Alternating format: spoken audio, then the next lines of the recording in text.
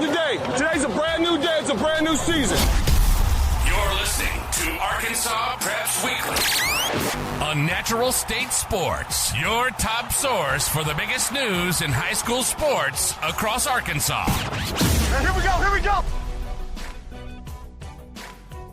What is up, everybody? Thanks for joining us on episode 65 of Arkansas Preps Weekly here on the Natural State Sports Network. I'm Kyle Sutherland. We'll be joined by the softball guru, Jared Hawthorn, momentarily. But first off, I want to say I hope you all had a safe and fun spring break. Hopefully, you're all staying safe from the weather that came through on Sunday night. I know that many parts of the state, after getting hit a few weeks ago, also experienced some devastation. So hope you are all well from that. But on the softball front, it is time to get back to work as we're in the final few. It's crazy to say this, but we're in the final few weeks of the regular season before we start district play and then regional and then get into state tournament play. But with that, we will bring in the softball guru, Jared Hawthorn. Jared, hope you and yours had a great spring break. I know that Jaylee definitely probably benefited from that.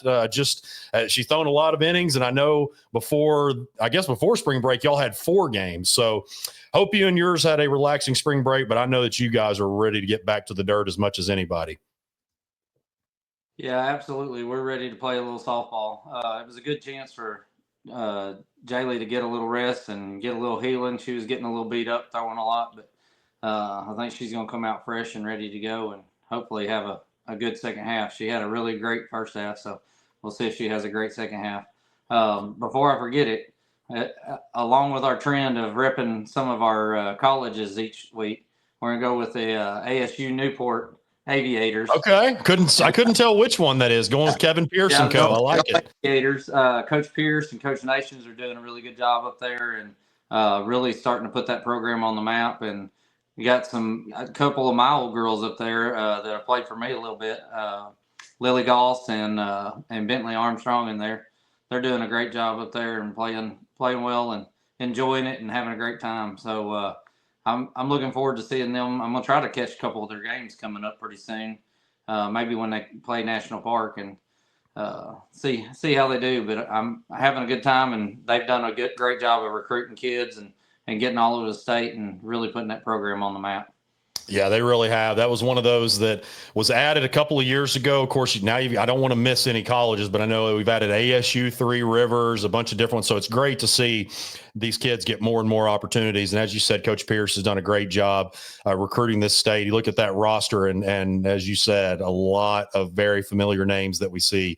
So that is really cool. So yes, love the A. And I love it when he gets a commit. He always puts the gif of Top Gun.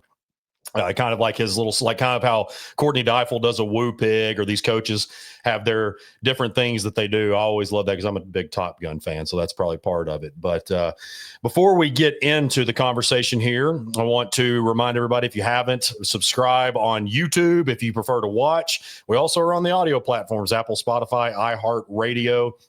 So make sure you are subscribed so you're notified anytime we release an episode weekly, which that's kind of partly of the title, Arkansas Preps Weekly. And also, too, let's get some quick love to our sponsors, starting up in the top left corner, Athletic Field Service of Arkansas, lip removal, edging, anything natural surface-wise, they have you covered. Call Jeremy Rice, 501-416-1218. That's 501-416-1218.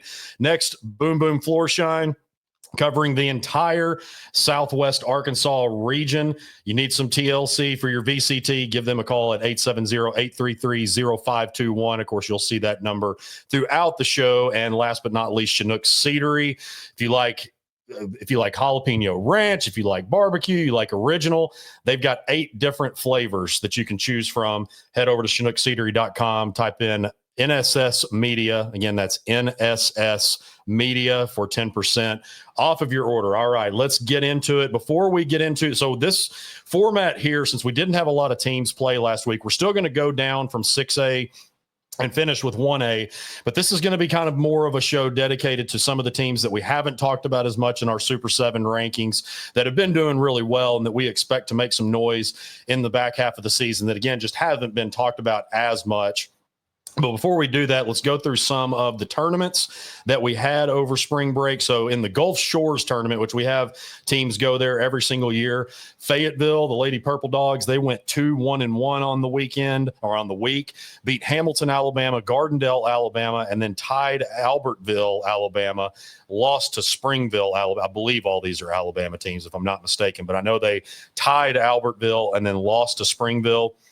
Greene County Tech, the Lady Eagles, of course, haven't played a whole lot of games this year, mainly because they were waiting for basketball season to end. Lady Eagles went to the 5A state championship, so they didn't even really get started until a little after mid-March. But the Lady Eagles finished 2-2, beat Falkville and Glenwood. I didn't write those states down, but also they lost to David Crockett, Tennessee, and Olentangy, Berlin, Ohio. A very interesting name there. Harding Academy finished 1-1-1. They tied Waterloo, Alabama, beat Cleveland 9-0 in a perfect game effort from UT Martin commit Ace Ellis. She went 6 innings and struck out 16. And then Riverside, the Lady Rebels, they went 2-2. They were also down there in Gulf Shores, lost to 6A McAdory, Alabama, and 5A Daniel Boone, Tennessee. They beat Decatur Heritage Academy, Alabama, and also Morristown, Hamblin West, Tennessee. And Carlisle did not. Now, Jared, I don't want to say this wrong. Now, Carlisle, I believe, played more of a round robin. They were not in the Gulf Shores tournament, but they did go to Alabama. They finished 3-1. They beat Class 5A Marion from our state, of course, and then lost to 6A Pelham, Alabama, and also 5A. They beat Marion. And then I had that right. Lost to Pelham, and then they also you know what? I think I did have that. Okay, let me start over on this. I apologize, guys. They beat Marion, Pelham, John Carroll Catholic, and then lost to 6A Russellville. Now 6A Russellville, I believe that is Alabama, not the one that we have here, the Cyclones. So really good showing there for the Lady Bison. And then also can't forget the Southern Warrior Classic that was played in Murfreesboro, Tennessee. Mountain Home finished 2-5. They beat Lake Zurich, Illinois, and Glenbrook North, Illinois, lost to Normal West, Illinois, Milan, Indiana, and Crockett County, Tennessee. And this is the last one that we had. I think this was a Ozark. So we had the Ozarks Classic before spring break that we recapped last week. There was another one of those tournaments. I know the notes that I got from that is ICC, Izard County Consolidated, went 3-0, and Calico Rock went 2-0 or 2-1. That's about the only information that I have from that. But we'll go into actually a little bit more detail on both of those teams as we get into it. But Jared, I just rambled off some scores there. Really, for the most part, a pretty good showing by all of our clubs, even if they had some losses. You think about Riverside losing to some 5 and 6A schools, and then Carlisle, their lone loss on the weekend as a 2A school was to an upper class team from Alabama there. So a really good showing across the board for our girls that went out of state and played. Everybody that went to play somewhere were very competitive in all their games. Definitely made Arkansas look good when we compare us to other states. When we go over there and we win, 3 or 4 games out of 5, or 3 out of 4 against, and mostly almost everybody I saw was against higher competition than what they were last year. So. I like seeing that, knowing that our kids here are going out and competing and they can hold their own with the other states around us. Yeah, and think about Greene County Tech and Riverside that made deep basketball runs just in that northeast corner there. That's very key for them. I think that's a big reason.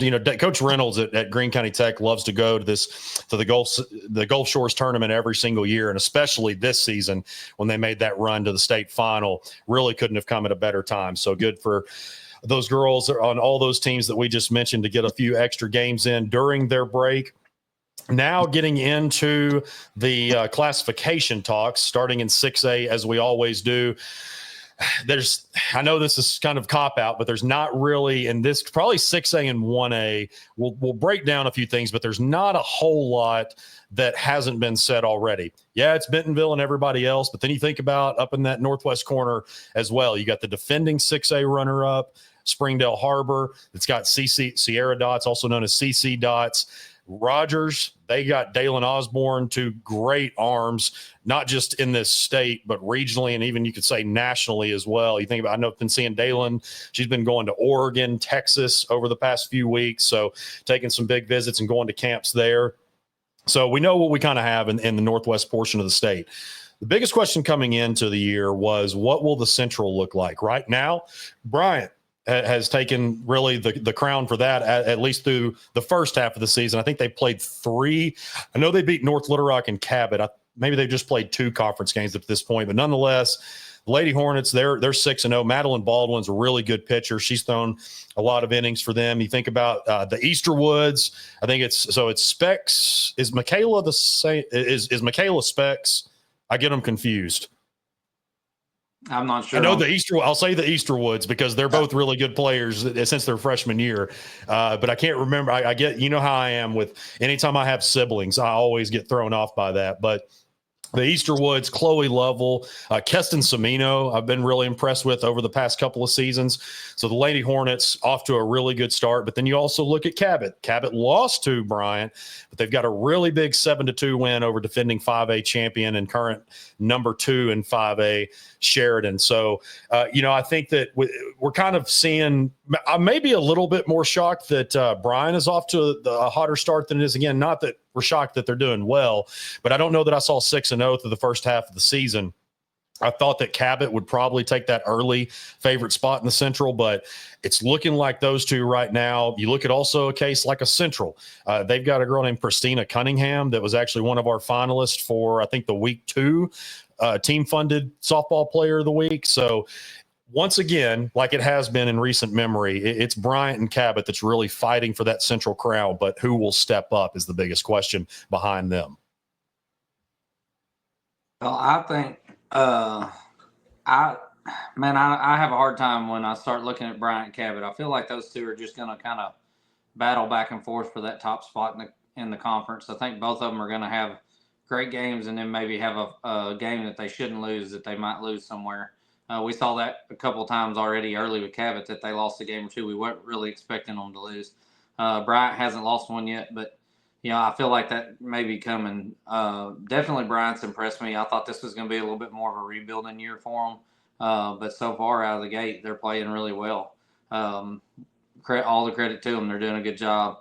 Conway's right there, behind them. And I'm kind of interested to see what Little Rock Central does. If they're going to be able to stay in that conversation and be able to compete with the top 5 or 6 teams in the state. They've looked a little better this year and look like they're going to be more competitive. And sometimes, they're kind of up and down, and you never really know what you're going to get with Little Rock Central. But so far, they're looking a little stronger than the average year. And I just want to see if they're going to be able to compete with the top 2 to 3 teams from each conference and be able to stay in that conversation for state tournament. I'm glad you mentioned Con, because I knew I was thinking of 2 C teams right there behind Cabot and Bryant, and that was the one that I forgot was Conway. They're coming in this week at 7-1. You look at someone like Sylvia King, and I've got so much respect for Sylvia King. That's someone that's thrown just basically every inning for the Lady Wampus Cats since her freshman year, and it's one thing to do that at a lower classification, but when you're playing Bryant, when you're playing Cabot, when you're playing at the highest classification, it takes a really strong human being, and both mentally and physically, to be able to endure that. And so Coach Hickey, she took them to the state final in 2021 where they lost to Bentonville. Of course, that time she had Caitlin Erickson that Caitlin, it seemed like, threw 2 million innings in her career for the Lady Wampus Cats. And so you throw Conway into that mix, especially there.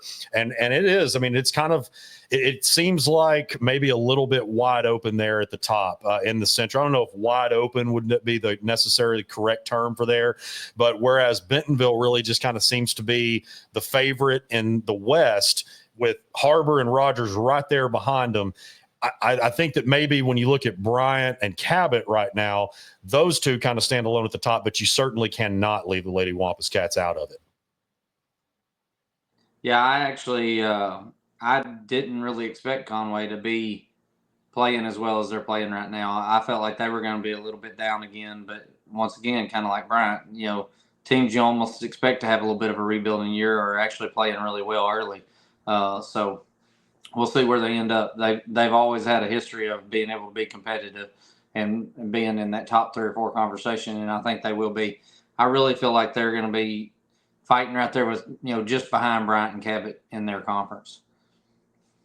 Then heading on down to 5A, we've talked a lot, and rightfully so, about the Central Conference. Benton right now is number 1. And of course, they've moved from the South to that Central Conference. And then you've got teams like BB that are unbeaten, the 5A runner up. And then also, too, you look at, and I know I'm going to miss one because I'm doing this off the top of my head. Greenbrier has started off slow. We thought that they were going to be in that mix. Still not quite ready to give up on Greenbrier just yet, but they definitely have gotten in a little bit of a hole. Sylvan Hills has as well, but still has a lot of potential. Do the Lady Bears. So, I've mentioned BB in that mix. Valonia is another one. I think they come into this week at 8-2, 6, 7, 8-2, something like. I know they've got 2 losses in there, but the Central is really kind of demanded a lot of the conversation from the preseason through now. You look at the East, and of course, I know that many have Greene County Tech, including us probably, that has the favorite in that conference. Then you also look at the West, which seems to be about maybe the most wide open of all, because the West, you look at Greenwood, you look at a Farmington team that's extremely, I've heard some people refer to Farmington as the baby birds because they've got so many young faces with just more. I think the only 2 kids that they had that played. So before Morgan Ewer got there from basketball, I believe it was Mallory Sills and maybe one other that had played meaningful innings for the Lady Cardinals previously. And of course, that was after they had moved up from 4A when they won 4A state championship last year. But then you also look at an Alma team that is really young. Alma's got their 3 top hitters are freshmen, if I'm not mistaken. They won their division of the DMAC tournament right there before spring break. So, and then in the South, Sheridan right there, and then also too, Whitehall, we talked about last week how Whitehall really picked it up and did really well. They won their division of the Bearcat Blast up in Valley View. So obviously we've still got tons to figure out, but I'll go ahead and start in the East. We've talked about Greene County Tech and how we feel about them. They've earned that right throughout the past few years, especially with what they brought back. But Valley View is a really interesting case just because the biggest question was, what were they going to do with life after Riley Smith? And they've gotten some pretty good innings out of both Ashlyn Bill, who was the starting catcher pretty much primarily for the past 2 years since her freshman season. And they've also got a freshman, Aubrey Burton. And so I think really with Valley View, they're going to really compete for and who knows, they might compete for that first spot, but I'm looking at them and Marion as that 2 and 3 to really take that next step forward. Marion, I think, has maybe in particular last year did a little bit less than I expected them to. Don't really know what's going to happen with them this year, but I look probably at Valley View right now with what they have and the way that they have coming on pitching, that they could possibly be in the mix for that number 2 spot. I had Valley View as my pick for the number 2 spot in the East, 5A East, and I had Marion in the 3rd spot. So we're thinking on the same page there. And I do think that Valley View has potential to compete for that top spot, to maybe push Greene County Tech a little bit. I think Greene County Tech is the best or the most talented team in that division, but Valley View is right there behind them. We'd had this conversation a couple times about what they were going to have, outside of Riley Smith as they went forward, but there's still a lot of talented ball players there. A lot of good bats. They've always had, hot bats. And they've continued that. They're still hitting the ball well, and they've got a couple pitchers that are getting the job done for them. So if they can keep hitting behind their pitchers, they're gonna be all right. Couple of the ones that I put question marks beside in 5A, and we've talked about them a little bit. And we're bouncing around to a couple of the other conferences, but ones that I'm not really sure what they were going to do this year in 5A. Mountain Home and Alma and Sylvan Hills, and then also Lakeside. All of those teams have potential to have good seasons and be right on the verge of pushing into that top 8 or 9, 10 teams in 5A. And I want to see which one of those teams are going to step up. especially Sylvan Hills. They've got a load of talent at Sylvan Hills, and it's going to be interesting to see which ones are going to really bear down in the second half of the season and go compete for a chance to be in that top 8 or 10 and get in the state tournament. I knew I was going to miss one from the Central, and that was Maumelle. I knew that, like, I was trying to think, and then I had to pull my standings up here. Of course, Maumelle comes in to the second half of the season at 8-1. And I believe that loss was to Whitehall. So still plenty to look. Maumelle's got. That's the big thing in this conference that we've talked about, especially this conference, but 5A overall, playing the doubleheaders, and you got to have multiple arms. BB does, Maumelle. I'm not going to go through everybody that has multiple, but just talking about this conference, BB does, Maumelle does. Just thinking of those off the top. I know Benton is also in that mix. Valonia feels pretty good about what it has in the circle. So I think that's going to be just one of the more fun things to watch unfold. Benton has taken that step forward and really shown up to this point that they are the number one team in 5A, and that's why we have them there. But I just feel like, because a good team is going to get left out of the Central. We know that. Regardless, I don't know who it's going to be, but talking about Sylvan Hills, or even a team that's got its back up against the wall like a Greenbrier right now, getting behind. I think they actually got swept in both of their series. Was it BB and Benton, if I'm not mistaken, that Greenbrier's already played. I can't remember exactly who it was, but nonetheless, they have gotten themselves in a little bit of a hole. But that race is going to be really intriguing to watch. Without a doubt that you talk about Greenbrier. Greenbrier is a talented team, but just like you said, they've kind of dug a hole already. And in that conference, man, you get in that hole, there's a lot of good teams in there. I mean, we've talked about ever since the alignments came out that 5A, Central is just going to be a nightmare. And when you look at it, Benton, just like you said, Benton has multiple arms. Maumelle has multiple arms. BB has multiple arms. You've got really talented pitchers at Valonia and Sylvan Hills. I like the talent that Greenbrier has, but I have a hard time seeing them making state tournament out of that conference. It's just going to be a dogfight. They're going to have to really step up and get after it the rest of the season if they're going to have a chance. So it was Benton that they lost on March 11th. They played that doubleheader. They lost 9-3 and 15-2, and then lost 1-0 to BB and 8-1 in the second game. So certainly not over. I mean, you look at it, look at the Razorbacks, for instance. They got in a 1 and they opened up against Ole Miss and OU, got in a 1-5 hole. 2 weeks later, they're sitting at 6-6 in conference. They swept Kentucky and then won the series over Tennessee 2-1. So it can be done. It's just got yourself in a little bit of a hole. But, Greenbrier's had a good team for a long time, at least a competitive team for a long time. So definitely not out of the mix. Just going to take some work to get back into that playoff mix. Then as we head down to Class 4A, I'll start in Region 3 because we talked a lot about Brooklyn last week and how we think that they're going to be just fine. Of course, Amaya Curry, the star freshman third baseman that had a great week helping the team. Now, I was following it very heavily at the Team USA. Of course, she played for the U15 team for Team USA, and they had an undefeated run to win it all. And up until about Thursday, that's when I got super busy and wasn't keeping up with it as much. But she was obviously not there for the Ozarks Classic tournament, and her presence was missed there. But they're also just really young.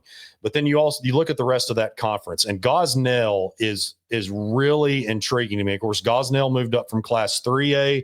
They've got a really talented freshman pitcher in Avery McCann. She's struck out 36 to only 8 walks, also got 3 home runs, one of their top hitters. They've got some great efforts out of Cheyenne Trapp, the third baseman, Sarah Smith, the second baseman. So they got a really solid infield there. Westside Consolidated had a tough time at the Blazer Blast when they played in that. But you look at a pitcher like McKenna Craig, and she's their I think actually their only arm right now. I was going to say their top arm, but I believe their only arm, and she brings a lot of experience, a lot of but much needed, probably the most experienced pitcher in the conference, I would say, up at this point, one of the more experienced ones in Class 4A. So they also like what they have in freshman Emma Bird, that's a third baseman. So another really solid infield there. Kimber Wynn at shortstop. So looking at that conference behind Brooklyn, and I say behind Brooklyn because that's who we kind of feel will probably end up taking that. Gosnell has looked really good through the first half here, and also to Jonesboro Westside, even though that they took some lumps in the Blazer Blast. I'm still not quite ready to give up on them yet, but I'm interested to see maybe what they can do with those 2 and 3 spots. Well, I've spent a little bit of time looking at that conference, and you hit most of what I was gonna say there in that conference. You covered it. I like Brooklyn. I think it's Gosnell and then West Side, and then it's kind of anybody's game after that for the 4th spot. I really would love to talk a little bit about Amaya Curry, and you mentioned her and playing for Team USA. Man, I was just blown away by how well she performed on a worldwide stage this week. She batted .500 and had a .550 or .560 on base.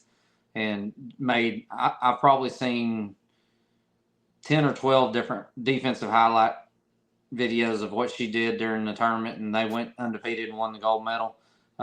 Just something for our state to be really proud of, that she went and she performed like she did.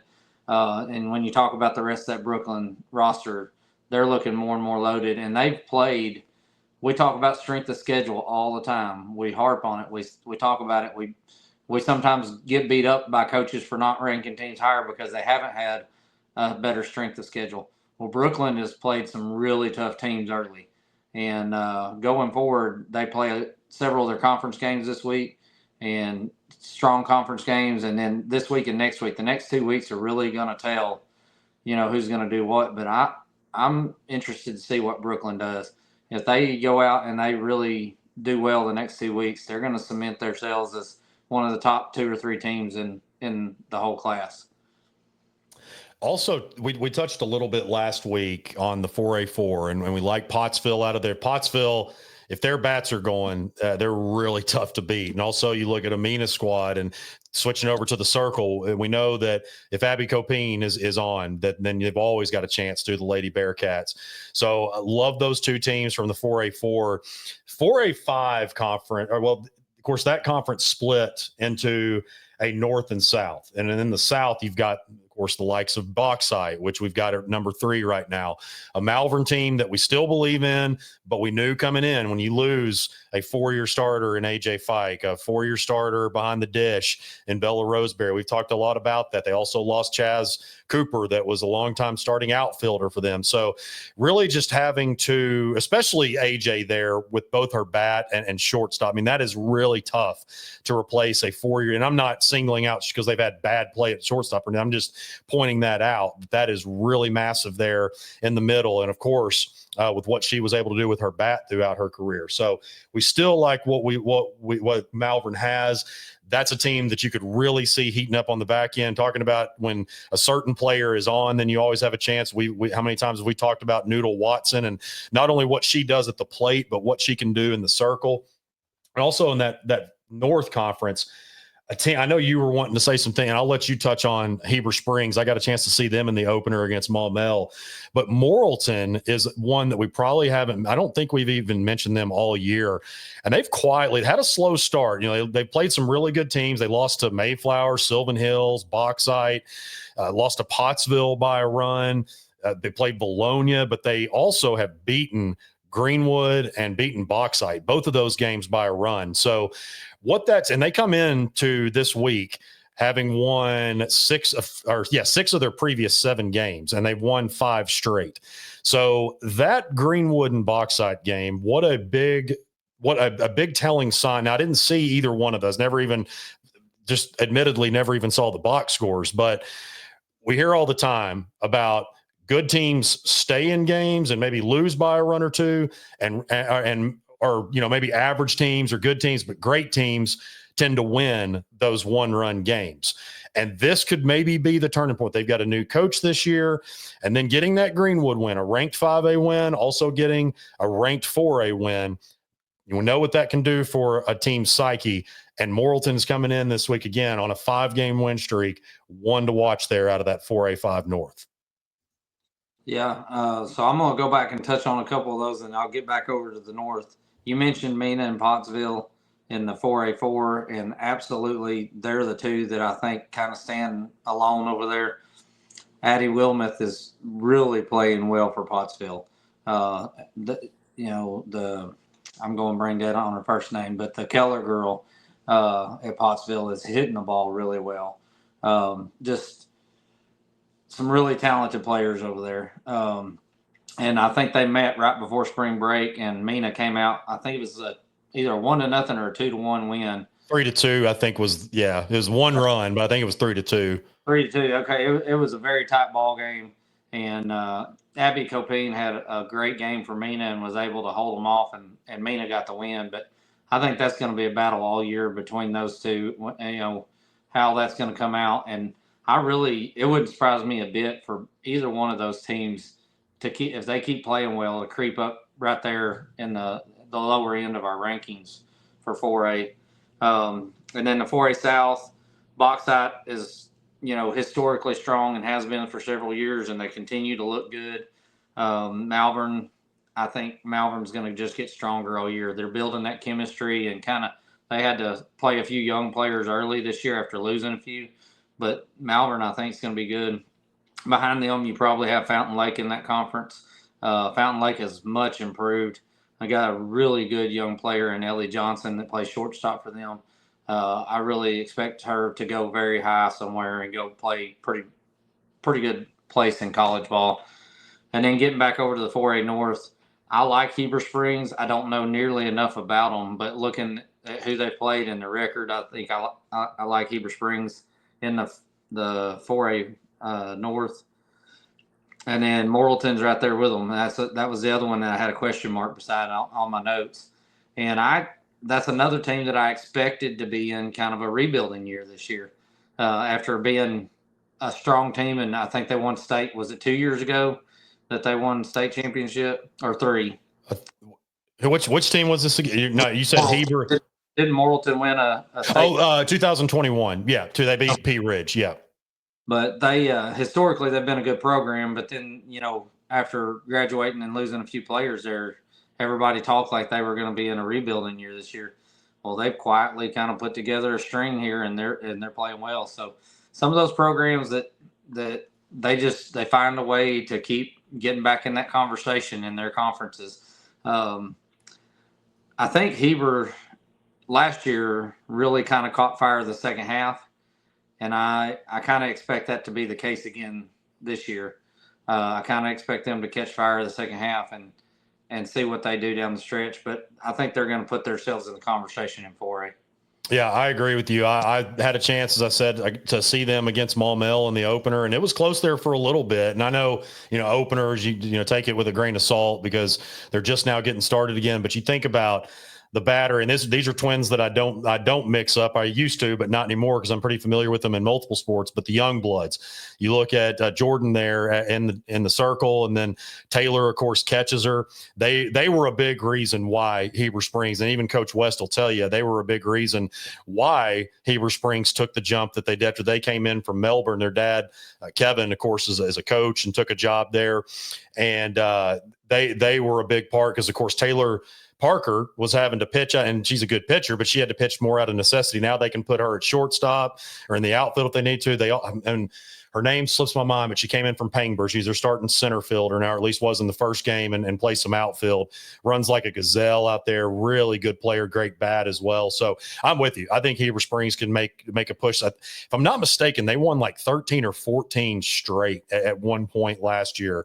So I think that they could definitely go on a run as well. We talked a lot about Lone Oak and the 4A6, but also Wynn Wynn over the past couple of years has been one of those that they'll maybe have a little bit some down when every team goes through ups and downs, but they can come out and win at any time. And we've seen that with them, particularly some as we get deeper into the year.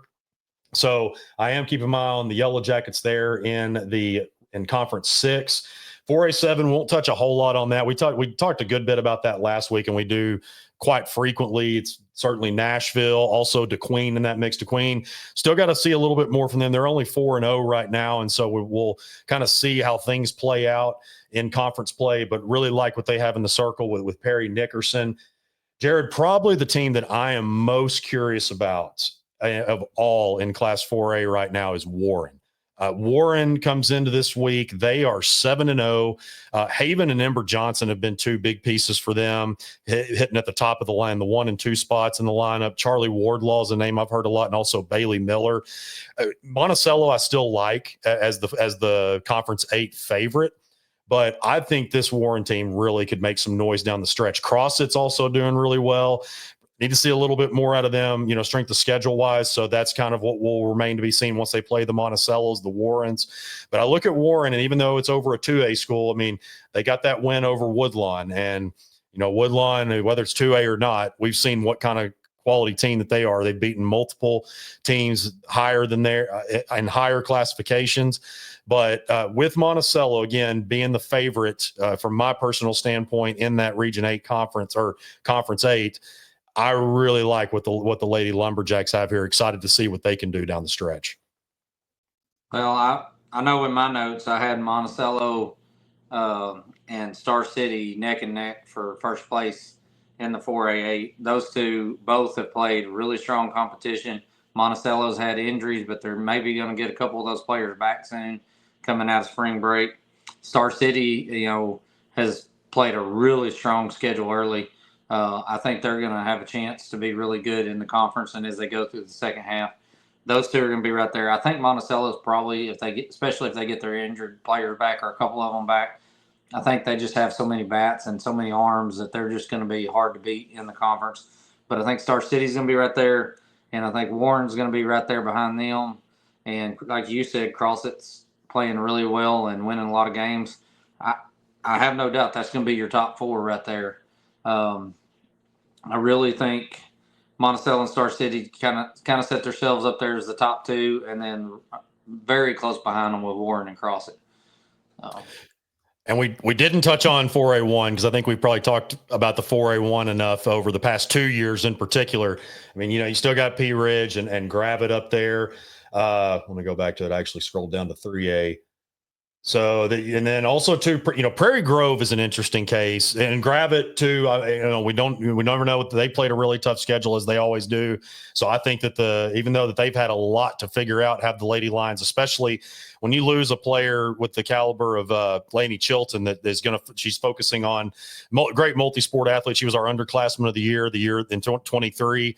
When Gravett won state championship in Class 4A, losing a player like that was at shortstop. She caught, I think actually even at the end of last year, the back half of last year, she was behind the dish. And so on top of graduating that big 2024 class and also having to endure not having her on the field, Gravett's had a lot of things to figure out. But as I've said, Coach Luther, she knows what she's doing. She's a Randy Osnes disciple, played for him, and she'll even tell you that's pretty much like one of her top mentors. And so she played under some great coaches. She's proven to be a developer. So I still think Gravett can do some good things.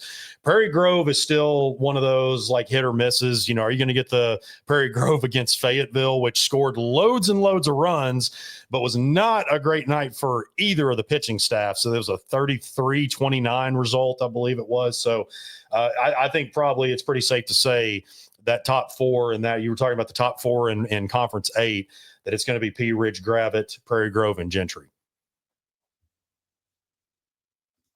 I've got for 4A1, I've got Pea Ridge, Gentry, Gravett, and Prairie Grove in that order for what I'm expecting and what I'm seeing out of them. So a lot of quality teams up there and a lot of talent up there.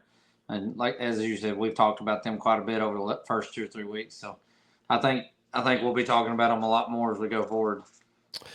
Then heading on down to 3A, I'll mention a few conferences here, and then we'll just kind of go a few at a time and bounce some ideas off of each other. But Lincoln is the favorite in region and conference. I keep saying region in Conference 1 until somebody proves otherwise. They've won that conference really for the past 4 or 5 years, whatever it is. And I still, even though Lincoln got off to a rough start against a really tough schedule, just looking at what and I know last year was last year and now is now, but winning 18 of their final 23 games and ended up in the state championship game. I think the Wolves are going to be just fine. Definitely this week did them well to nurse some injuries and really just kind of get a restart. This is a perfect example. Spring break is of a team that needed a little bit of a reset. Certainly can't, as I said a second ago, you cannot discredit the schedule that they played, especially in that Farmington tournament. But in Conference 2, looking at that, so off the bat, you probably like what you have with Melbourne. Also, too, Salem is always a very, very impressive and very competitive team. I think even maybe 2021, if I'm not mistaken. I wasn't covering statewide. I was only doing Central Arkansas at that time. But I think they made a pretty decent run in the state tournament at that time. I also know they had a really good team. So could have something working there. Flipping, they're 8-2 right now. Still kind of remains to be seen with them. I've mentioned Emma Day at Mountain View. Mountain View's 2-5 right now, but they do have a really good pitcher in Emma Day that's going to end up playing college ball. But right now, it's kind of hard for me to look past, I would say, Salem and Melbourne when you're looking at Conference 2. Yeah, on 2, I would say Salem and Melbourne are my 2 favorites. I had question marks kind of beside Flippin and Cave City and Yellville Summit because they all had, looked like decent records, but I haven't got a chance to look into those teams to see, the strength of schedule and what they've been doing and who they've been playing. But looking at their overall records, they look like they're winning games. So, it'll be interesting to see who fights it out for that 3rd and 4th spot up there. But I really feel like it's going to be Salem and Melbourne at the top. And I'll touch briefly back on 3A1. I feel like it's going to be Lincoln again, but Greenland is quietly putting together a pretty decent little season, and they're well coached. He does a good job up there. And then I also had Elkins and Providence Academy kind of falling in behind Lincoln for their top spots. I think Conference 3 is probably – so the past few years, if I'm not mistaken, 2 or 3 years, Gosnell has won that regular season championship or even some district championships, but has gotten bounced as a 1 seed. I know at least in the last 2 years as a 1 seed in regionals. Now Gosnell is in Class 4A, of course. Harrisburg comes in at 7-2, leading the conference. And I've heard some really good things about Walnut Ridge. Haven't dug into them a whole lot, but they're currently at 5-3. You've got a Hoxie team that's 6-4. Hoxie, of course, made it to the 2021 3A state championship where they fell to Baptist Prep.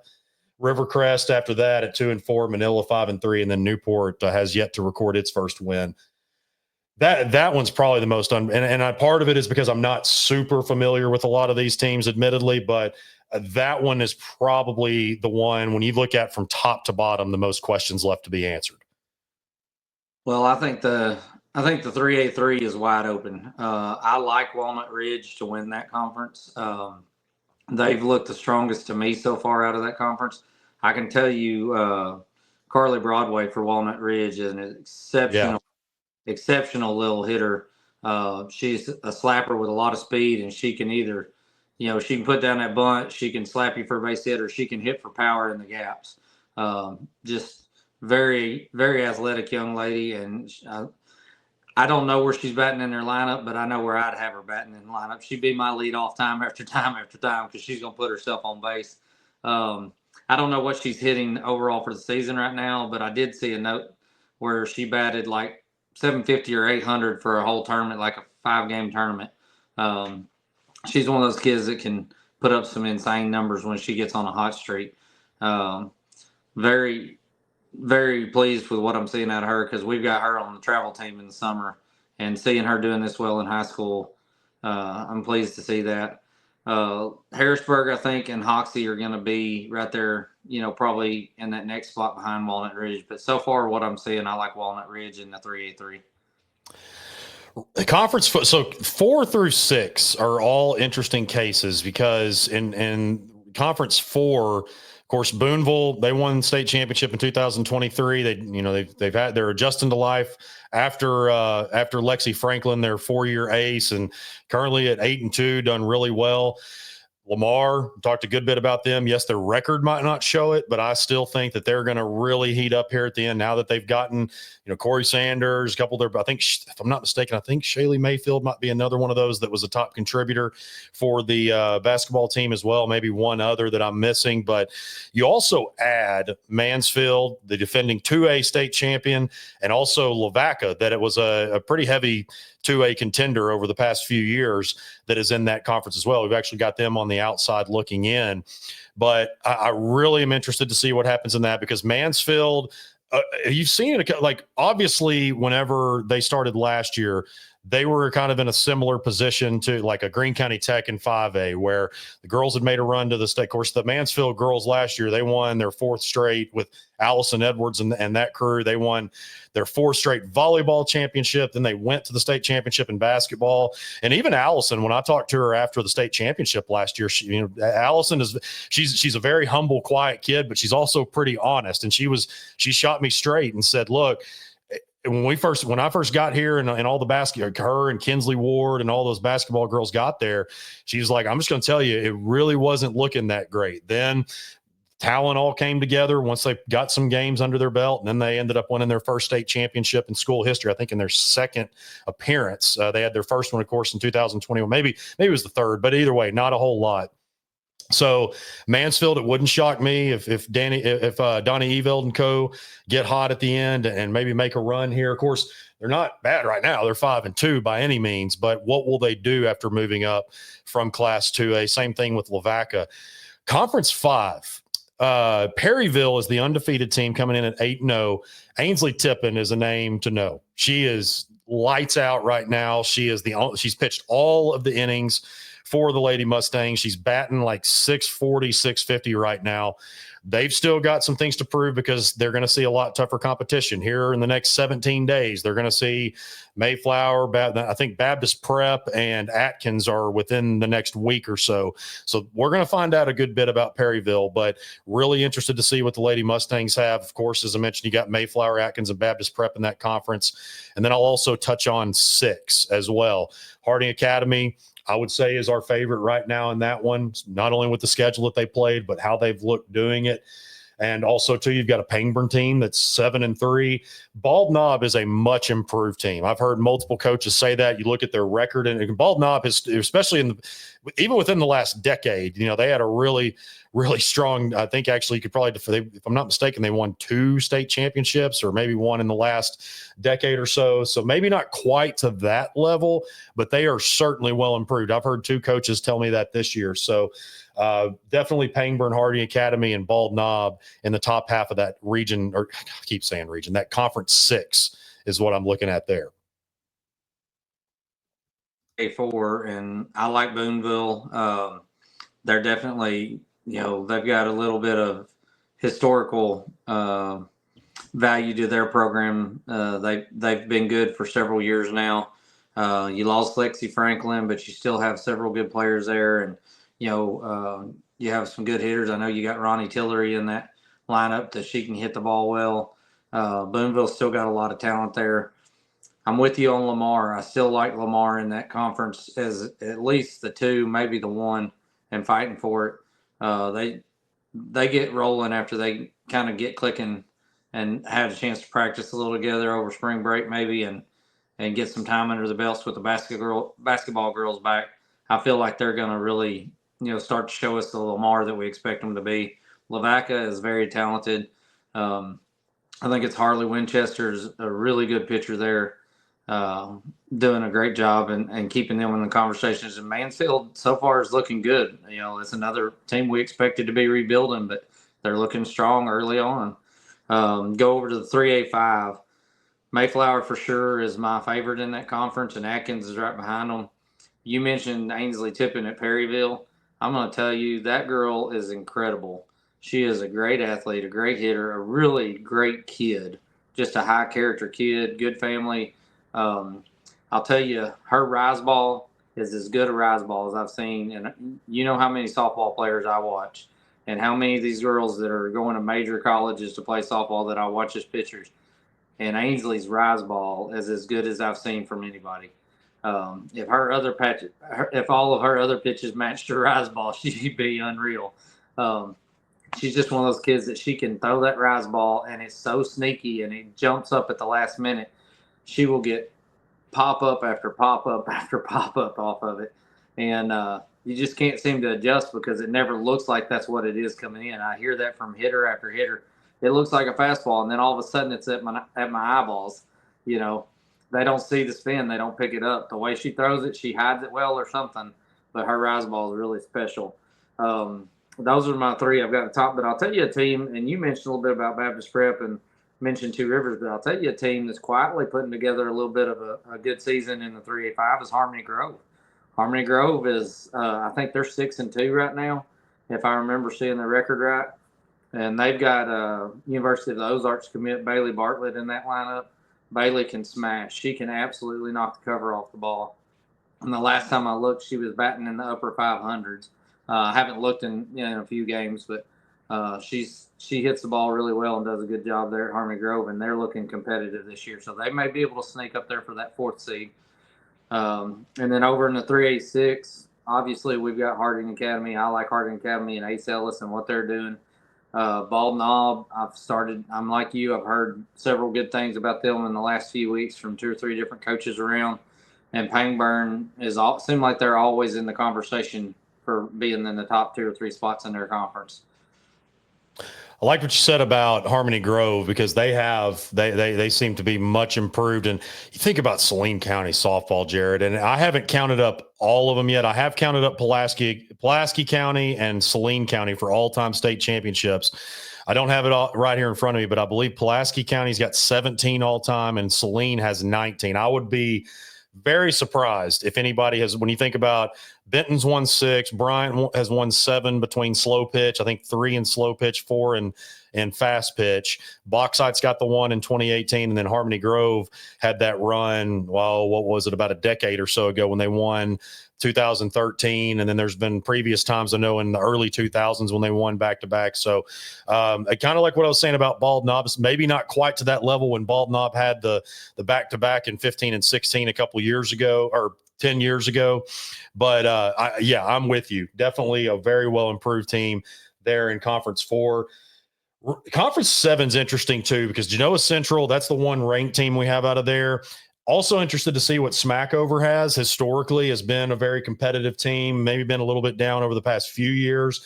Also Falk. I know Falk, you're really high on you. I think you've maybe got a little bit more stuff on them than I do. And then Conference 8, right now, it's just hard for me to imagine. I'll be on, and this is no disrespect to anybody, Jared, but I just think DeWitt is just head and shoulders above probably everybody in that conference right now. I don't mean to put any more pressure on, not that they can't handle it, but not meaning to put any more pressure on DeWitt, but I would be kind of shocked if they lose a conference game.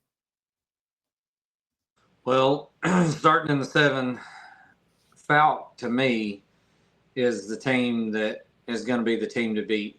I think Falk, they had their basketball girls same as some of these other schools that played very late. I think they ended up in the semifinals, if I'm not mistaken. So they were late getting their basketball girls back. But Falk is really talented. They made a lot of noise late last year and made a pretty good run.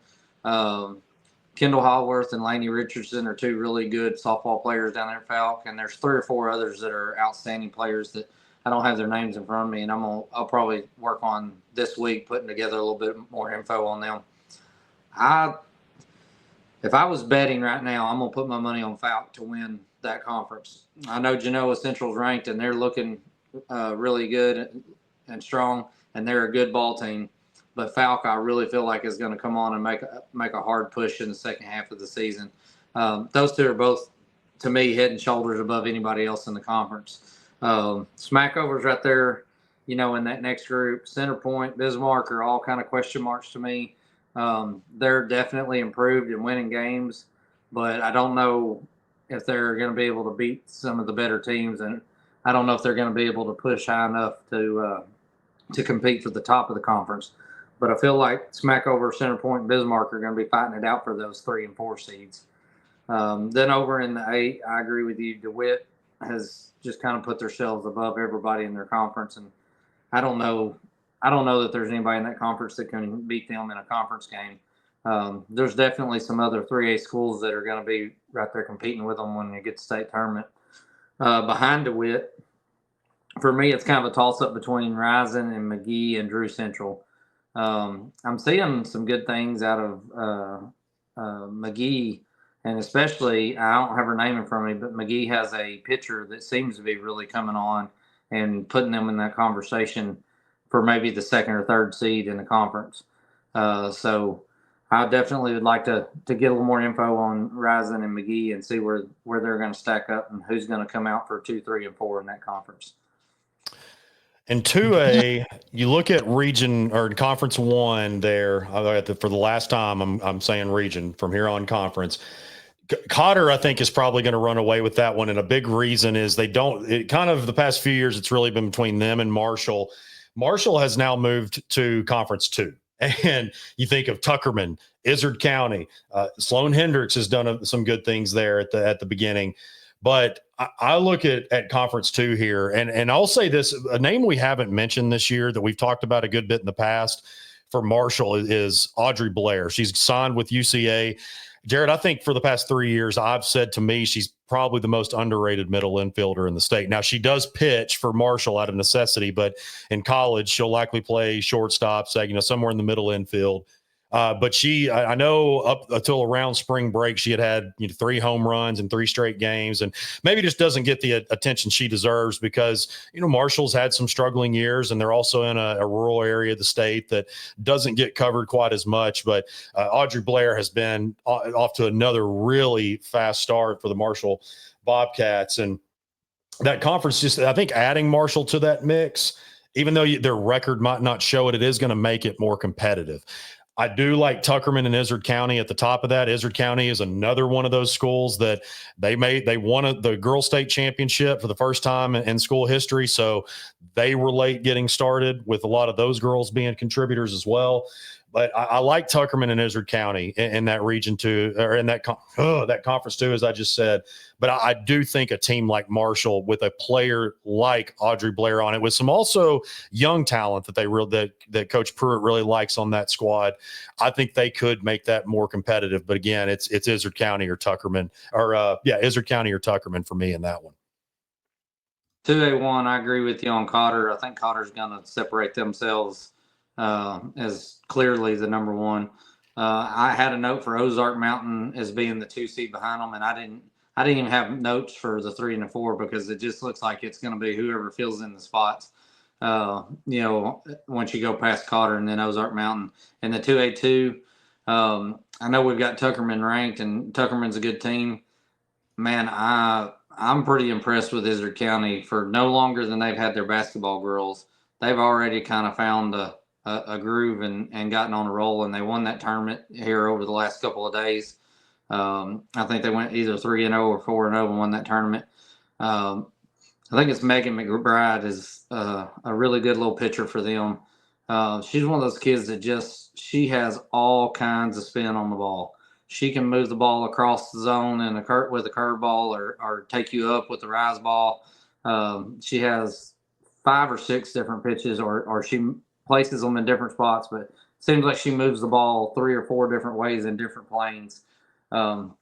She's not overpowering. She's not a kid that blows 62 or 63 by you, but she can sit there in the upper 50s and spin it all day long, and she just gives hitters problems.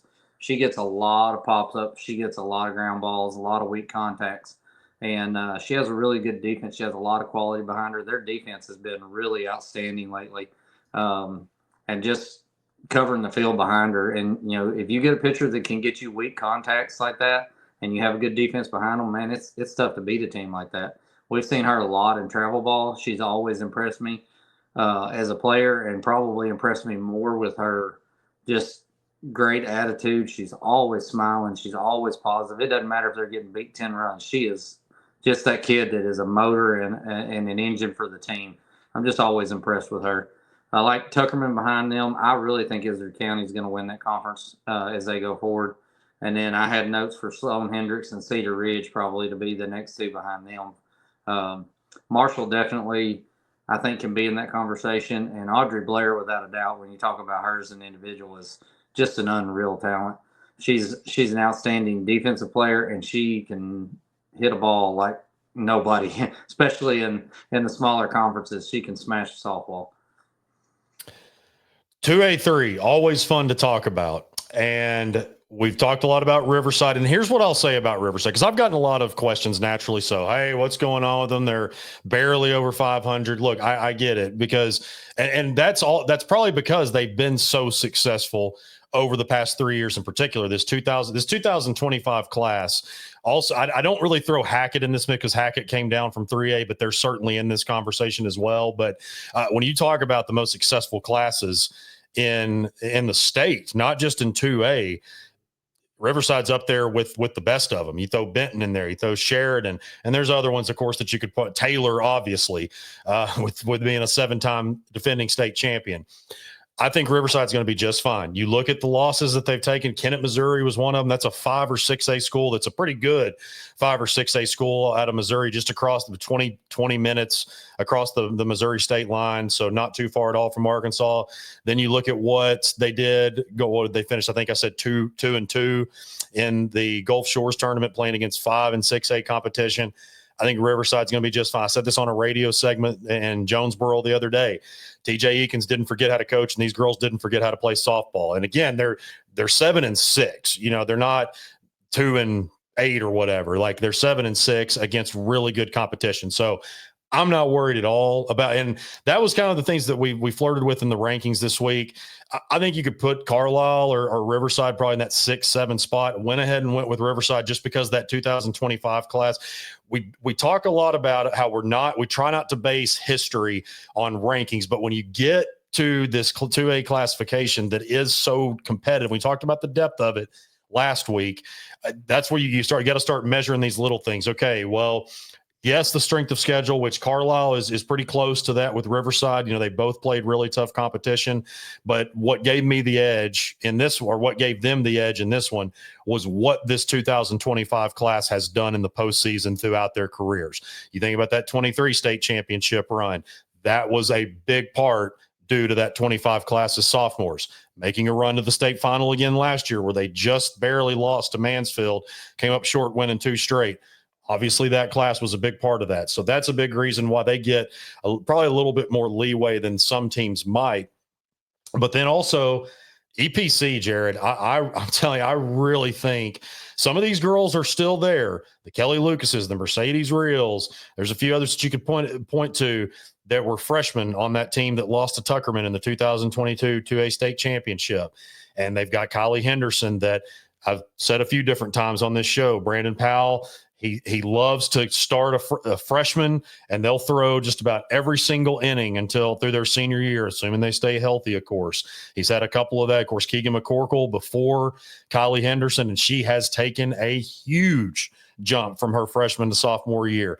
They haven't played the schedule not to say that they played bad teams across the board, but they haven't played quite the Riverside schedule. So going to be, I think those two, I think they play on April 7th. So they'll play here in the next week or so, and we'll get a gauge with EPC and Riverside. But this EPC team and Coach Powell, we talked about it before the season, they liked it. He said, look, talk about us if you want to, rank us if you want to or not, whatever. It doesn't make any difference to us. They like to stay under the radar, but I don't think these Lady Warriors are going to stay under the radar very long, if they are still under some people's.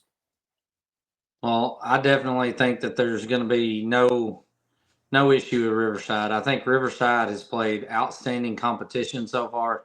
If sitting at 7-6 is not a big deal when you've lost to 5 and 6A schools, and I think they have a loss to Woodlawn, like a 1-0 or a 2-1 loss to Woodlawn, when Claire Womack and Lily Faye went nuts and just struck out everybody on both sides. You know, just that would have been a really fun game to watch. I wish I could have watched that game live. Some really talented pitchers there. I feel like Riverside's going to win the conference. I think EPC is right there behind them. I just feel like Riverside, with their experience, takes the edge as far as between the two of them. And then I've got, I think BIC is probably the next best team in that conference, Buffalo Island Central, when you drop down behind them. I really, I think EPC is going to be a very clear number 2, but I think Riverside takes them, or at least they get the nod from me until they show me otherwise. Conference 4, obviously Hackett is, I would say it's fair to say that they're probably the runaway favorite in there, but I'm really interested to see what Hector has past what we have seen. They come in 6-1, and their one loss is to 3A Atkins, so unbeaten against 2A competition. Of course, they had that huge win against a Bigelow team that, you know, their record will show that Bigelow is so-so, but a very tough squad nonetheless. And I think that Hector will Hector push Hackett? You know, I don't know. I'm not gonna sit here and say that that's going to happen. But you get that 2 seed out of there. Who knows what could happen depending on which way the ball bounces. Once you get to a district or a regional, especially a regional state tournament, you got to win that one game and you punch your ticket to state. Conference 5, Quitman is right now the favorite in that. We've got them very highly ranked overall. They've played really well. But in Mount Vernon and NOLA, we talked about it last week, how they won their division of the DMAC tournament. They're always a tough team. They've also had to sustain losing a big and very crucial 2024 class. When you think about Jenna Joe behind the dish and Allie Mendoza at short, just starting there, and you can continue going on. And then a Bigelow team that I just mentioned a second ago that I'm not ready to give up on them just yet. Again, you know, it's what are they at right now? They're 8-7, so they're a game over 500. Just freaking bump my mic here. They're a game over 500. So, yes, I do pick Quitman to win that conference, but I don't think it's necessarily going to be a runaway. I think Conference 5 is going to be a lot more competitive than maybe some might see it. Going back to 4, I'll touch on that briefly. Absolutely, Hackett looks like a clear number 1 there. I think Hector is the clear number 2 there, and Serena Myers and what she's doing there. Hector, as a freshman, is just fun to watch. She's a fun little player, and I've got Akron in the next spot behind them. I think that's going to be your clear first 3. And then after that, you know, I'm not sure who's gonna fight for that 4th spot. Then over in the 5, Quitman to me looks like a clear number 1. I think Bigelow and Mount Vernon and NOLA are going to fight for that 2 seed. I think that's going to be a really big question: is who's going to be able to pull that 2 seed, whether it's going to be Bigelow or Mount Vernon and NOLA. And then just a notch behind that, I think Southside, I think it's B Branch Southside, is probably going to be your 4th spot coming out of that conference. Mount Vernon and NOLA has definitely started to put together a decent little season out of what should have been a rebuilding year. We keep hitting that theme: teams that should be in a rebuilding year that are managing to put together good seasons. So I think they're gonna be in that spot where they're gonna compete a little higher than what anybody expected them to this year.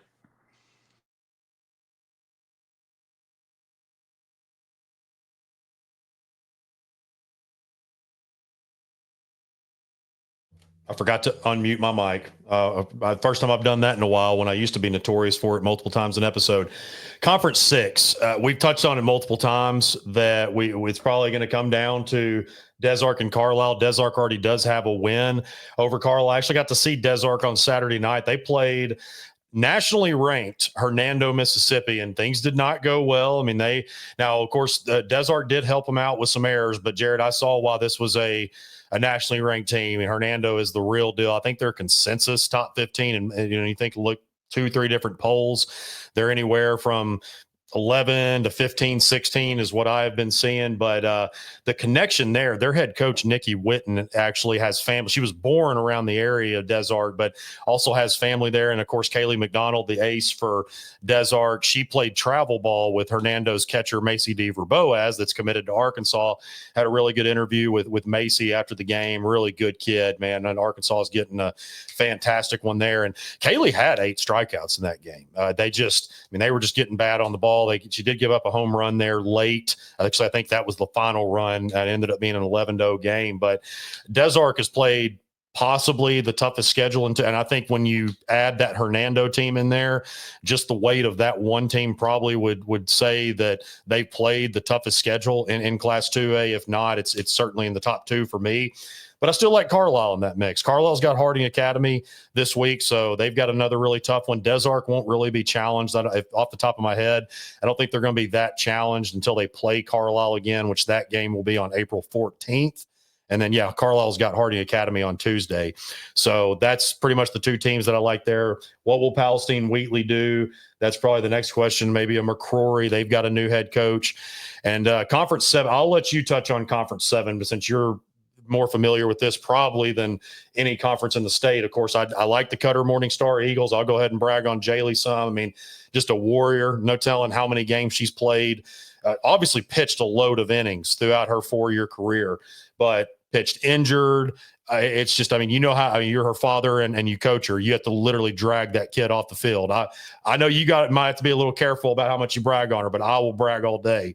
That kid's an absolute warrior and an extreme talent. Horatio and Foreman are two that I know you've talked a lot about. Horatio, Foreman, is it Abercrombie at Foreman? What's her name? What's her first name? Yeah, Mallory Abercrombie. Very talented pitcher at Foreman. Yeah, so it's pretty much probably those three, and you can throw in because you see these teams and you've seen a couple of them already. But to me, it's the Cutter Eagles, Horatio Lions, and the Foreman Gators. Okay, well, I'll go over to 6 for just a minute, and I'll agree with you on everything you said there. It's Des Arc and Carlisle, and then maybe Palestine Wheatley and McCrory for the 3 and the 4 seeds over there. Carlisle has played a much stronger strength of schedule this year, and I think it's going to pay off for them down the stretch. They're going to look like a better team because they're going to be prepared and battle tested. Des Arc, Kaylee McDonald she's a phenomenal talent. They've got talent across the board. They can play defense. They can hit. 11-0 loss to a team like Hernando is not a bad loss when you're playing a team that's just loaded with Division I players. There's 4 or 5 kids off that team from what I've heard from other people that are going to major Division I schools. Just a ton of talent there. And then over in 7 with us, I think that we're definitely in a rebuilding year, but we've been able to find a way to win some games and stay in that conversation in our conference at Cutter Morningstar. I can't say enough about the girls who have been there for 3 or 4 years that have really been competing and been with Jaylee. Jaylee pitches her guts out every day, every time she goes out there. But she's had a catcher in Kaylin Baum that has caught almost every one of those strikeouts. Jaylee may end up with 750 or 800 strikeouts in her career, and Kaylin Baum's caught almost every one of them. She has just been a warrior behind the plate for Cutter Morningstar. We've got some really talented players there. Jaden Barrett's done a great job at first base. Veronica Sapp is doing a great job at short this year. Skylar Sharp is doing a good job being moved over to third. And Haley Campbell has done an outstanding job as a junior playing center field for us. They're all hitting the ball really well. So they've gave us a chance to compete when we weren't sure if we were going to be able to this year.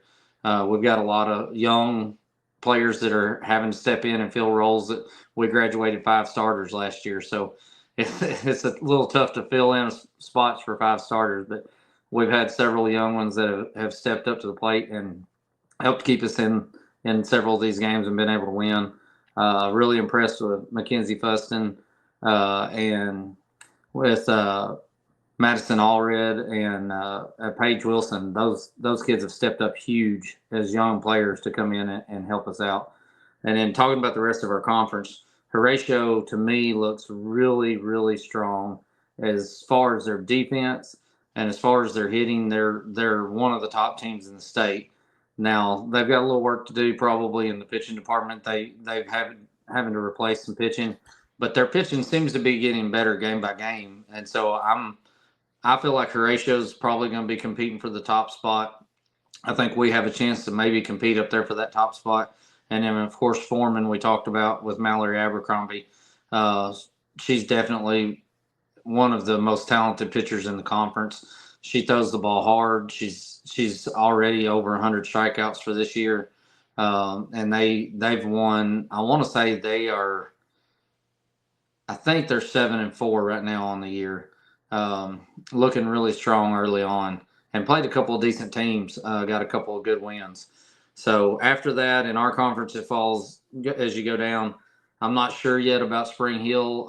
Historically, they're a pretty good program, but I think they're just a little down this year. But when you start talking about the next spots down the row, I think Murfreesboro, Spring Hill, and Derricks are all going to be teams that they could easily be up in the mix, but we're just not sure what they got yet. Then also, last but not least, in Conference 8, I think it was last year that this was, I mean, literally from the top to the bottom, maybe the year before when Maddie Fulmer was still at Washita, one of those 2 years. I mean, it was like pick your poison, because even Woodlawn was a little bit up and down. Of course, they had probably the most talented players in the conference. But right now, Woodlawn seems like the runaway favorite, not just because they played more games than just about anybody in the state, regardless of classification, and looked pretty dang good doing it. You got a Hampton team that moved up from Class 2A or from Class 1A, sitting at 7-3, and then Magnet Cove's taking a few steps back. They lost. I mean, that was a big, talking about losing big 2024 classes. I mean, that was a huge hit for them. When you talk about Maddie Fulmer and Bella Harville and all that crew there. Parker's Chapel's typically a pretty good program. They're sitting at 3-4. Garden, I know that you know a good bit about some of those girls, the travel ball players there, but this one, it's kind of a crapshoot to me. Once you get past Woodlawn, I mean, to me, that's probably where, if I'm a betting man and if we're betting on high school sports, which we don't, that's where my money is, on the Woodlawn Lady Bears. But past that, Jared, I just don't know. I mean, you look at records, yeah, Hampton's probably the number 2. I just don't know. That conference went really from being loaded. I don't know if loaded's the word, but very competitive. And maybe it will be competitive here in the second half. But past Woodlawn, to me, it's so unpredictable. Well, I agree with you. Woodlawn's the clear number 1 there. I mean, as clear as it gets for the number 1 is Woodlawn, because Woodlawn's so deep. They got 3 quality pitchers. They've got talent across the board. I think Woodlawn is going to be competing, deep in the state, probably, very possibly for a state championship. And then I like Hampton so far from what I'm seeing is the number 2. But I'm going to tell you, I've got in my list here in my notes, I've got Magnet Cove, Junction City, and Girton down there with question marks beside them. Like, what are they going to do? Well, Magnet Cove's still got a lot of talent. They still have a lot of good hitters. They've got quality defense. Their big question mark is pitching. If their pitchers can keep it in the zone and keep working enough to let their hitters and their defense keep them in ball games, I think Magnet Cove very well could be your 3 seed. Maybe even competing for the 2. Junction City is always a really talented, really scrappy bunch. I'm not very familiar with them. I think it's Carla Castillo is a really good player down there. He's got a lot of talent, and they're just always a strong program. So I feel like they're going to find a way to win some games.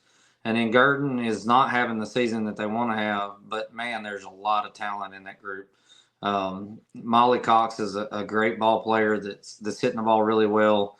Michaela Bradshaw is another one. We talked about him a little bit last week. Michaela Bradshaw is a highly talented utility that can play everything on the field except for pitch. It doesn't matter where you put her. Catcher, she's great. You put her at third, she's great. You put her in the outfield, she's great. Stick her at first base, she doesn't care. She's great. And hits the ball really well.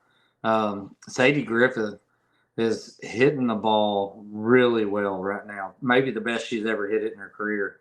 I really feel like that Girton is going to find a way to get things going in the second half. They have a lot of talented players and they're well coached.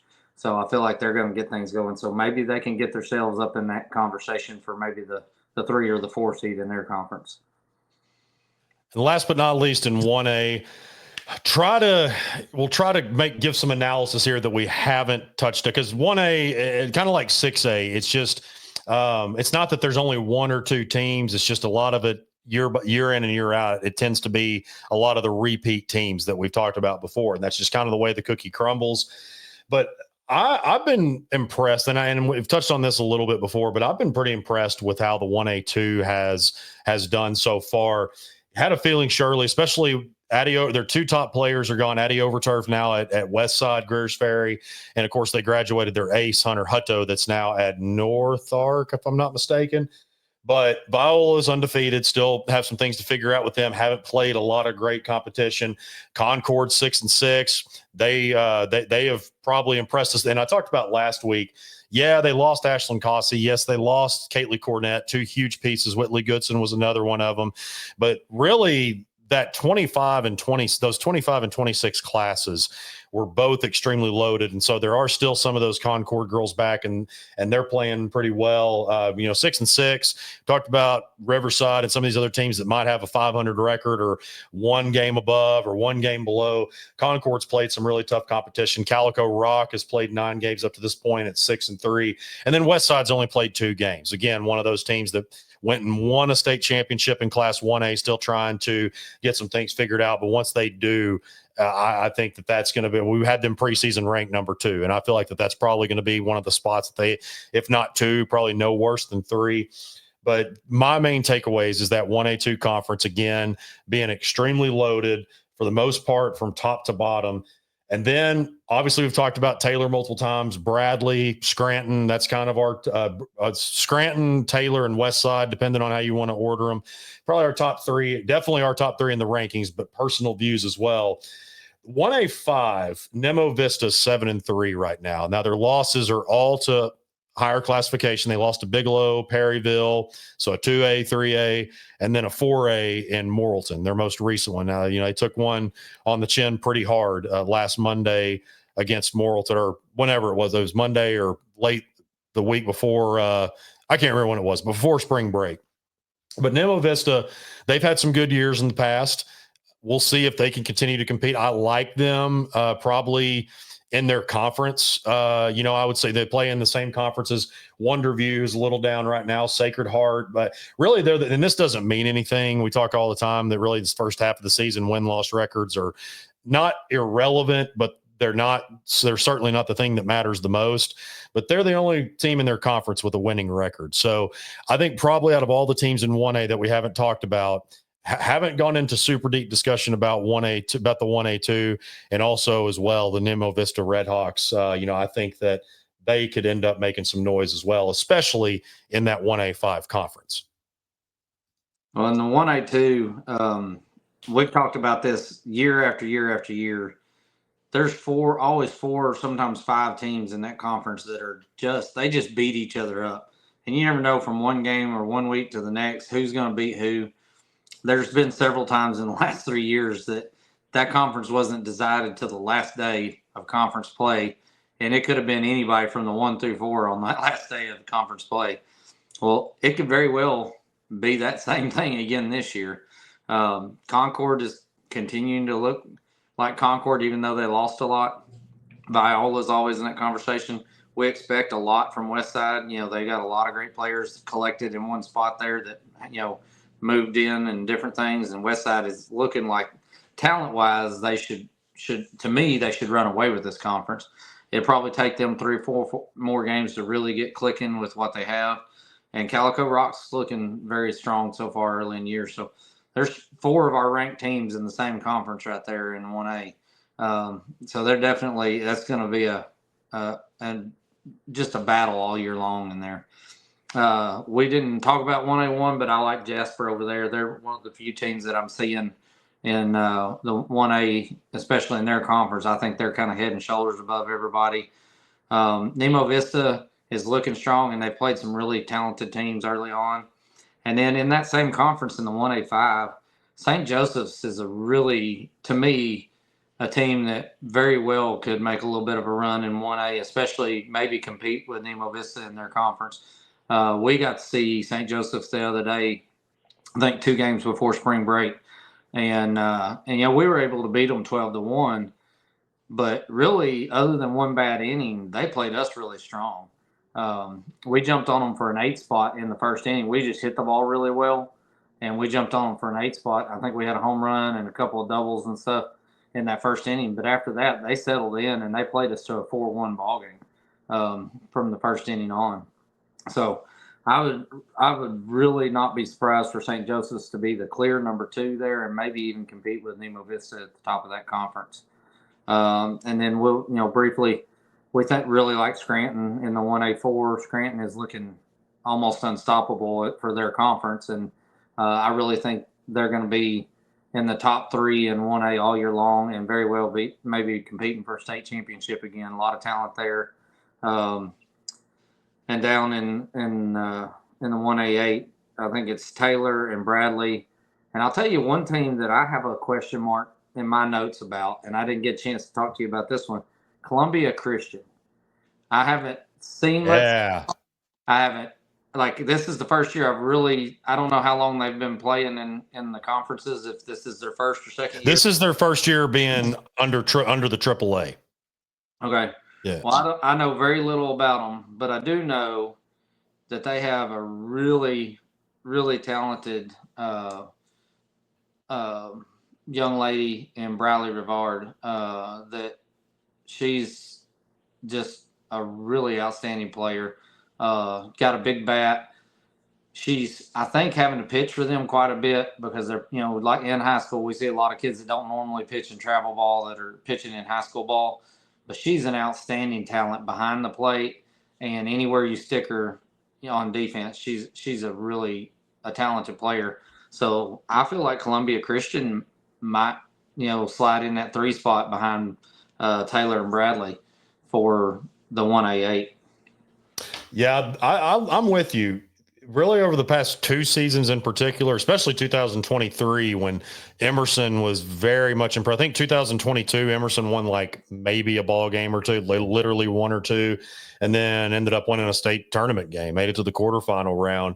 And the Pirates have kind of been that team behind Taylor and Bradley over the past couple of years. But I'm with you. I think it could be Columbia Christian. That's a team that I did not have. I had a list of teams that I was one that when we were prepping for this show that I needed to look into. So that's one that I'll be looking into over the next week or so to get a little bit more info. But almost an hour and a half in, and we got just about everything touched on that we feel like we could. That's what we try to do with the preview pod and then the spring break / midseason pod, is try to mention as many as we can. Now, in the baseball pod, we'll probably focus more on the Robinson Invitational Tournament because that was a great tournament that we actually at Natural State Sports got to broadcast. I got the chance to call a few of those games. Some incredible talent, not just from across the state, but we had some Missouri teams in there that were really good. And so that's really good for the state. So that's what we'll mainly focus on for the baseball pod, since we had a lot more teams playing. But when we don't have as many teams, especially on spring break play, and that's what we like to do, is really highlight some of these kids and teams that we don't talk about as much. Because look, I'm just going to say it. The teams that play the best, they're going to demand coverage. That's just how it works. And so we know that we do touch on, obviously you've heard Bentonville's name a lot through the years. You've heard Taylor's name a lot, and very rightfully so. They've earned that. And so really at this point, it's one of those deals to where if you don't like where you're ranked, if you're not ranked at all, and you guys want to do something, this is, and not saying that based on anything we say or publicize is how a team is going to play, but this is the chance to really show, this is everybody not necessarily has a fresh slate, because there have been some teams that have gotten in a conference hole that we've talked about already, but in a way it is a fresh slate for a lot of people because you've had that break off. At least most teams have. Now you can reset, focus on the rest of the school year, focus on the rest of your season. But if you like what you have been watching or listening to, make sure you're subscribed on YouTube. Also you can hit that notification bell on YouTube so you're notified whenever we release an episode. Also out of Apple, Spotify, iHeartRadio, any of the audio platforms, we are there. Some quick love real quick one more time to our sponsors before we sign off. Want to give a shout out to Athletic Field Service of Arkansas. Call our guy Jeremy Rice, 501-416-1218. That's 501-416-1218 for any natural surface needs, lip removal, edging, anything natural surface wise, they can get you taken care of. Also, Boom Boom Floor Shine in the Southwest Arkansas region. Need some TLC for your VCT? Call 870-833-0521. And then finally, Chinook Cedar. You head over to ChinookCedary.com. Check out all 8 flavors that they have. You can get the sampler pack or a big bag, like I usually tend to get, of either the jalapeno ranch, also like the barbecue. I think it's called the barbecue smokehouse is the technical name for it. You can type in NSS Media as your referral code and get 10% off your order. All right. Well, Jared, we'll get some rest and we will get back out. I know y'all, because y'all have a game on, we'll release this on Monday. Of course, y'all have a game today and Tuesday, right? Yeah, we play Blevins Monday, which will be when this is released, and then we play Spring Hill on Tuesday. And then if the weather doesn't completely ruin us at the end of the week, we play Horatio Friday. So we're going to full week of it, and it's definitely conference starts off with a bang. So we'll have to get up and rolling.